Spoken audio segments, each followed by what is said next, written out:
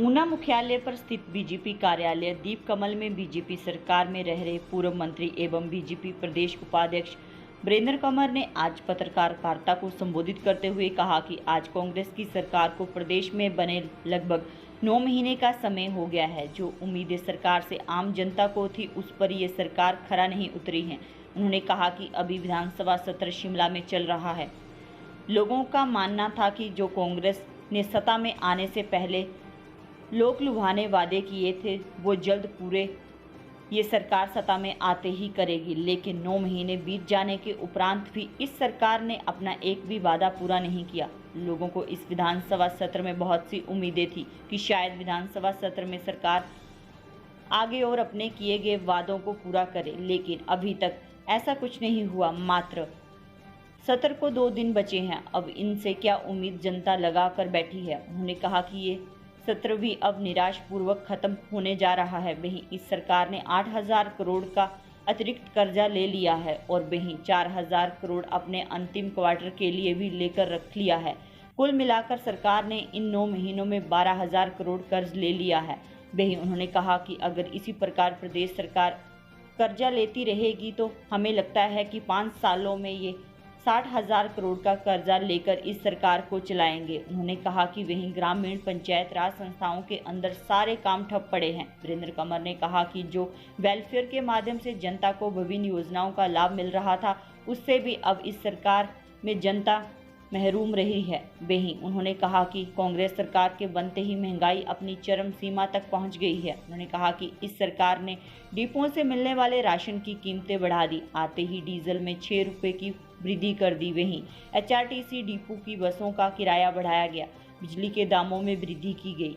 इसलिए 25 सितंबर को बीजेपी के जिला ऊना के साथ साथ 68 विधानसभा क्षेत्रों से कार्यकर्ता शिमला पहुंचेंगे और विधानसभा पहुंचकर सरकार का घेराव करेंगे।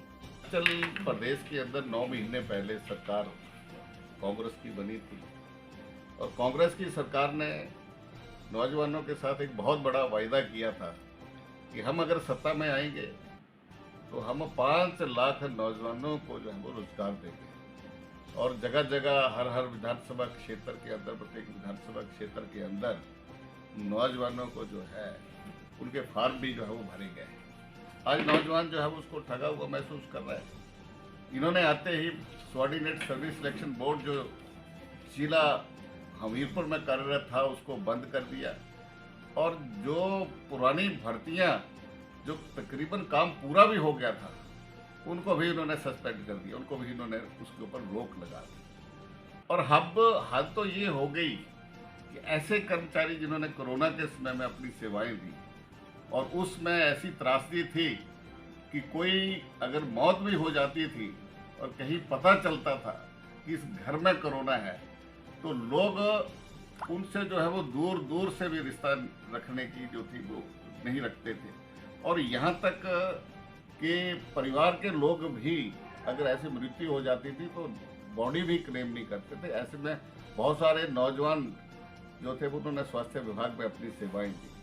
तो जो उसमें सरकार ने कहा कि हम स्थायी भर्ती तो इसमें कर नहीं सकते, लेकिन अस्थायी रूप से उन्होंने जनता की जो थी वो सेवा की। लेकिन ऐसे लोगों को भी जो है वो अब सरकार जो है वो हटाने जा रही है। हम भारतीय जनता पार्टी पूरी तरह से उन नौजवानों के साथ खड़ी है और किसी भी तरह से अगर उनके साथ भेदभाव होगा तो हमें जहाँ तक हमें सरकार का विरोध करना पड़ेगा हम विरोध करेंगे। और हमारी सरकार से यही अपील है कि उन लोगों को जो है वो ना हटाया जाए। आज विभिन्न विभागों के द्वारा जो है, जहाँ तक मेरी जानकारी है, 10,000 से ज़्यादा जो आउटसोर्स कर्मी थे उनको जो है वो हटाया गया है। और दूसरी तरह हर मोर्चे के ऊपर जो है वो सरकार से हो गई है, जहाँ उन्होंने प्रदेश के लोगों के साथ धोखा किया है, वहीं प्रदेश के अंदर महंगाई बढ़ाई है, कानून व्यवस्था की स्थिति जो है वो चरमरा गई है और प्रदेश को फिर से कर्जे की तरफ जो है वो और ज़्यादा भयंकर कर्जा लेकर के उसको जो है वो डुबोया है। तो हमारा इसका विरोध है। भारतीय जनता पार्टी जो है वो 25 तारीख को विधानसभा के घेराव की जो है वो तैयारी कर रही है और यहाँ से जिला से सैकड़ों की संख्या में जाऊँ।